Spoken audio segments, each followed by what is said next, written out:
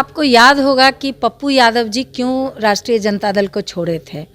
वो चाहते थे कि लालू जी के बाद वो उनकी विरासत लें, लेकिन लालू जी अपने बेटे को लॉन्च किए अपने बाद, जबकि ये तैयार नहीं थे कि जिसको हम गोदी में खिलाए हैं उसके सामने हम कैसे उसको अपना नेता मानेंगे। दे ही रही है राष्ट्रीय जनता दल का जो अपना नेचर और सिग्नेचर है वो तो कभी बदल नहीं सकता है। क्या लगता है 2024 का जो लोकसभा चुनाव है आप लोगों के लिए आसान होगा? बिल्कुल आसान है, कुछ बात ही नहीं है। 10 साल में जिस तरह से नरेंद्र मोदी जी ने अपने देश का झंडा जो परचम है पूरे विश्व में लहराया है, विश्व में अर्थव्यवस्था में हमारा देश जो है वो 5वें स्थान पर आ गया है। अगले 5 साल में हम टारगेट है हमारा कि वो 3रे स्थान पर आ जाएगा।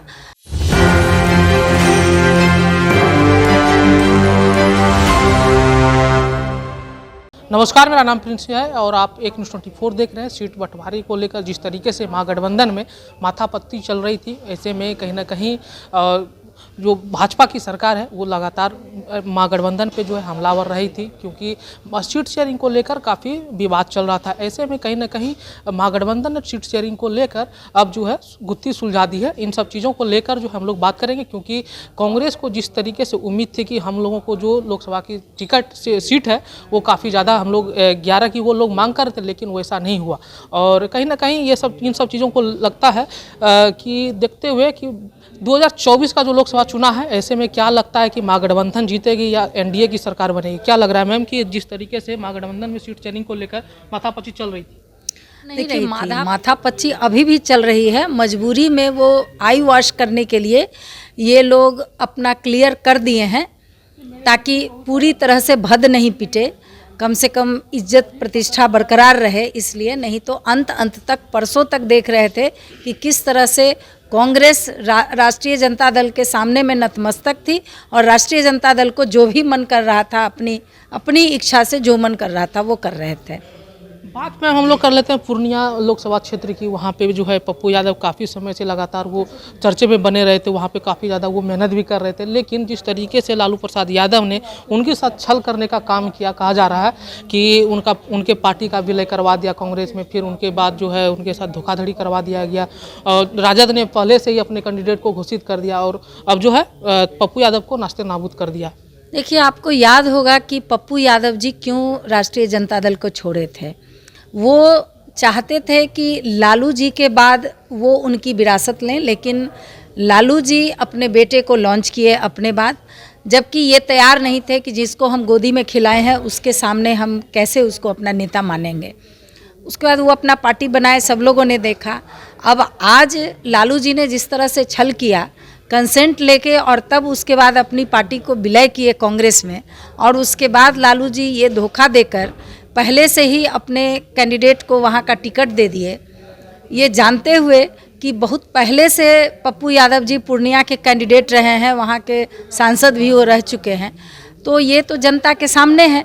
वैसे हमें इन लोगों से क्या लेना देना कि कांग्रेस और आरजेडी का उनका अपना ये सिरफुटअव्वल है। तो आप तो कह रहे हैं ना, बराबर तो कह रहे हैं ना कि माफियाओं को जो है राजद टिकट दे रही है, आप लोग तो कह रहे हैं। नहीं तो दे ही रही है माफिया को टिकट। अशोक महतो की पत्नी को माफिया को नहीं देके माफिया को शादी करवा के दी ना टिकट, तो दे ही रही है। राष्ट्रीय जनता दल का जो अपना नेचर और सिग्नेचर है वो तो कभी बदल नहीं सकता है। क्या लगता है 2024 का जो लोकसभा चुनाव है आप लोगों के लिए आसान होगा? बिल्कुल आसान है, कुछ बात ही नहीं है।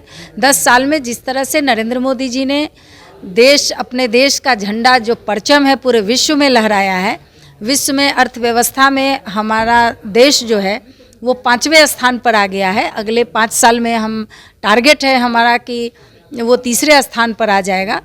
तो एक विजनरी प्रधानमंत्री हैं, तो भारत की जनता चाहती है कि हमारा देश आगे बढ़े, देश का विकास हो, विश्व में उसका एक स्थान हो। तो निश्चित रूप से जनता चाहती है, इसलिए नरेंद्र मोदी जी प्रधानमंत्री फिर से बनेंगे। हमारी पार्टी, हमारा एनडीए अलायंस 400 सीट को पार करेगा। आखिरी सवाल ले लेते हैं, क्या लगता है कि जिस तरीके से जनविश्वास महारैली में तेजस्वी यादव को समर्थन मिला, 17 महीने का उन्होंने जो जिक्र किया, 17 महीने में जो करके दिखा, क्या वो राह आप लोग भी अपनाइएगा या आप लोगों ने जो करके दिखाया वो नहीं कर पाएंगे? देखिए, वो भीड़ का समर्थन तो आप कभी नहीं देखे होंगे कि राष्ट्रीय जनता दल कोई रैली करती है तो उसमें लोग नहीं जुटते हैं, लेकिन अंत में वोट कितने लोग देते हैं ये तो देखना पड़ेगा पिछले विधानसभा चुनाव में भी आप देखते होंगे कि सभी लेकिन जगह तो आपके ऊपर आरोप लगाते हैं ना, साम दाम दंड भेद का आप लोग राजनीति नहीं, करते हैं। कौन सा साम दंड भेद। जब उनकी पार्टी और उनका अलायंस किसी स्टेट में चुनाव जीतता है तब तो वो किसी तरह का आरोप नहीं लगाते हैं, उस समय सब कुछ ठीक रहता है। और जब हमारी पार्टी किसी स्टेट में जीतती है या देश में जीतती है तो वो तरह तरह के साम दंड भेद की बात करते हैं।